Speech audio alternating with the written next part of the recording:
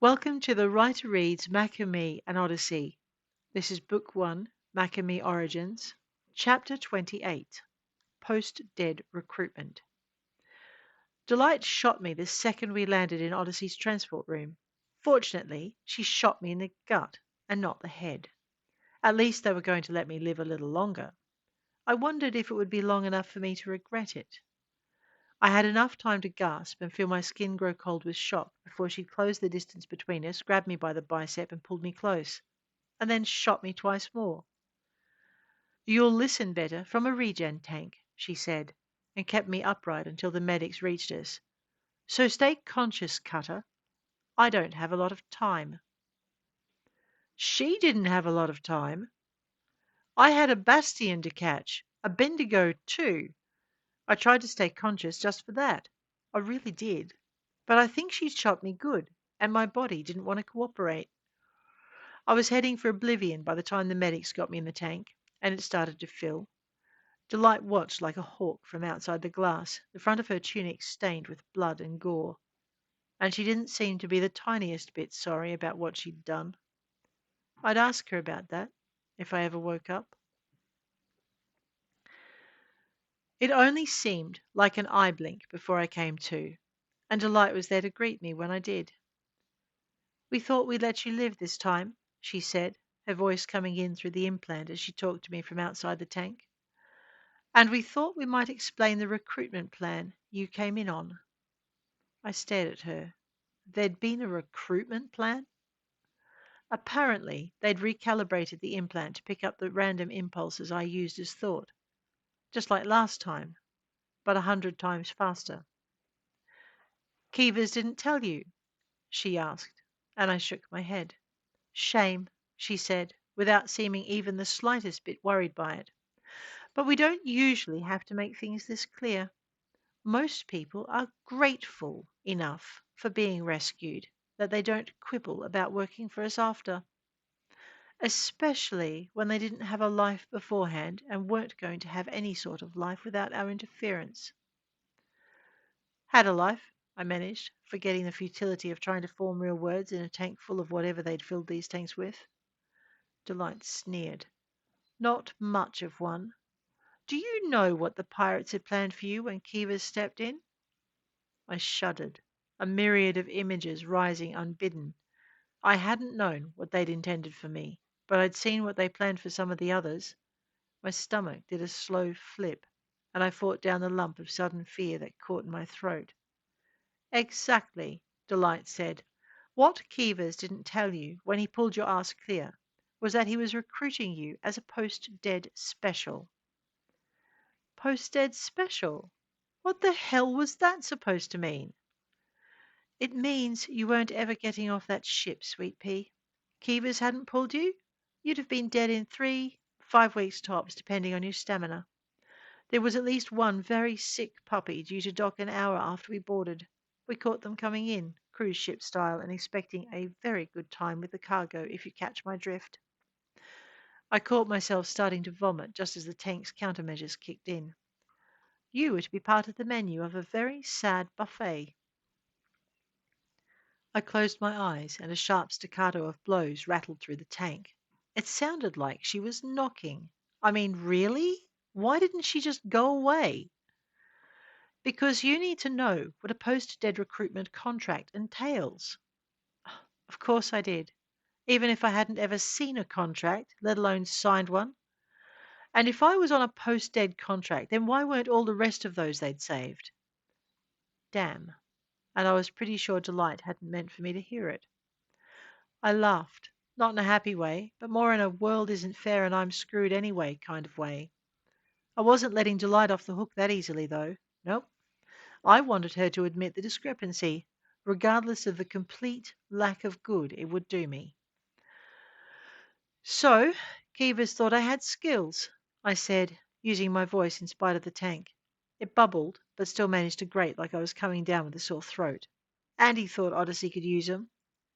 I paused, feeling breathless in spite of the machines feeding me oxygen. I hated being this weak. All I wanted to do was go back to sleep again. But I took a deep breath and continued. "And if he'd just left me, I'd have been rescued, given a new life, free. Delight was silent. Right? I pressed, even though my voice was fading and my brain was shutting down again. Delight didn't answer, and I drifted into sleep. It wasn't anywhere near as long as I thought it should be, and I was out of the tank and dressed in combat fatigues when I woke. We sped up the nanites, Delight explained. We're out of time, so I'll give you the quick version. And then she laid a hand over my mouth when I tried to interrupt. Post-dead special recruitment is for those with skills we need. You get training and employment instead of settled into a minimum wage job on a backwater world or being sent back to a bad home situation. I stopped trying to talk. I knew which of those I would have fitted into. Delight took her hand away from my mouth. We train you, give you a career, and you thank us by succeeding with us for twice the time it took to train you and half again for equipment and expenses. No one gets to buy out their contract, and few even get to sign one. But you can if you insist. You should have just asked. I managed, and my voice still creaked. Delight ignored me and laid a small stack of papers and a pen on the wheeled table she'd drawn up beside the bed. I pushed it away. And that's the second time you didn't ask, I said, pulling myself upright and then swinging my legs over the side of the bed. That was a lot harder than it should have been, and pain rippled through my gut. I ignored it, but added, "And you just told me there was no time for negotiation." Delight's eyes widened and she paled with annoyance. I slipped out of bed, glad to discover they'd set a pair of boots and some socks beside a chair. If they were in that much of a hurry, then I'd get away with what I was about to do next. Just. "Where are Mack and Tens?" I asked, leaning on the edge of the bed so I could catch my breath. "Here," came from the doorway in Mack's familiar rumble. He looked across at Agent Delight, his expression almost apologetic, and just a little annoyed. "We have to go," he told her. "Whatever games you're trying to play, they're going to have to wait." Delight pulled a face and pushed the table away. She reached out as though to steady me, and I avoided her hand, moving toward the chair and footwear as quickly as I could. I registered more pain and a certain amount of weakness, but I kept going. The pain could go or stay as it pleased. The rest I knew how to deal with. "I need stims and painkillers," I said, reaching the chair and sinking carefully into it. "And I'll need a tank after." "What's wrong?" Mac asked, stepping into the room with Tens on his heels, but I shook my head. "Stims and painkillers," I repeated, pulling on the socks. "We're out of time." "Docs are on their way," Delight said. Whether or not Mac liked me ignoring his question, he had to give way to that. He came across and stood in front of my chair, Tens following like a shadow. "Odyssey sent a patrol in," he said. "They tapped the security systems just the way you did, but they couldn't find anything. And that includes the server room, the lab, anything. And the patrol didn't come out again." That last was Delight. I gave her a pained attempt at a smile. "Figured there was a reason you stopped torturing me," I said, adjusting the boots as I slid my feet into them and pulling the laces tight. "Docs are here," she said as a man and woman entered the room. "You're not supposed to be out of bed," the man said, and I glanced up, registering the hypoderms the pair held. I started to rise out of my chair, but that was as far as I got before Mac and Tens tilted me back and pinned my shoulders to the wall. "Hey!" "Look at me," Mac commanded, and I did, just long enough for the doc to come alongside. The first shot went straight into my stomach, the second and third into either side of my throat, just above the collarbone. I had enough time to shout even as they said what they were. "Fast, Nance, to accelerate the healing process. Stim. Painkiller." Mac and Tens held me until the docs were done, and Delight had escorted the pair of them to the door. The female doctor turned back to address Mac.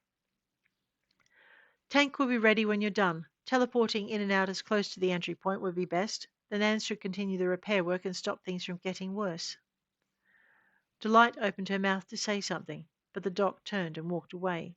The sound of her receding footsteps sounded angry to me, and her male colleague had the sense not to say a word. Delight turned to Mac. "Doc's right. She's only half done." I didn't wait to hear more. I was ready to do the job. My boots were on, and the stims and painkillers were taking hold. I tilted the chair upright and brushed Mack and Tenz's hands off my shoulders. Maybe later I'd have a word to them about holding me down for needles. Then again, given I wouldn't have sat still for them if they hadn't, it might be best if I didn't say anything. I pushed to my feet and headed for the corridor. Well, that was what I intended to do. Mac laid a hand on my shoulder, and I stopped.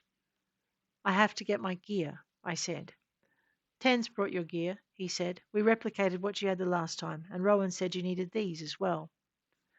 He held up a data stick, one that would fit the port for a jack. I eyed it warily. Did he say what was in it? Said to tell you he was along for the ride last time and remembered what you used the most and what you wished you had more of. I took the stick from his fingers and stared at it. Did he tell you if he'd put any more intrusion software on it? I asked, because I just wouldn't put it past the little beggar to have a worm or something in there, in the hopes he could tag along once more. It was Tens who answered. Nah, I checked it. All legit. Delight sputtered with half-suppressed laughter, and I looked at her. I thought he was such a nice boy, she said, that the very thought of doing that kind of thing offended him. You wish, I said. He's come in contact with some very bad influences. I just bet he has, Tans muttered, and I guessed he was making more notes on the finer points of cyber etiquette for his apprentice. Good luck with that, I said, but I swept my hair out of the way and tucked the stick into my head. It contained everything Tens had said it did, and not a worm in easy sight.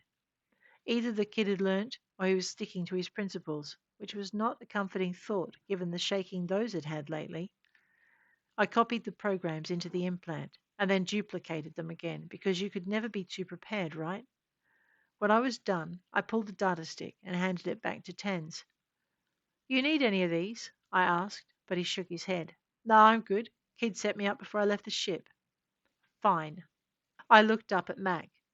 You gonna lead the way? No, Delight answered before he could reply. I am. And silver light engulfed us.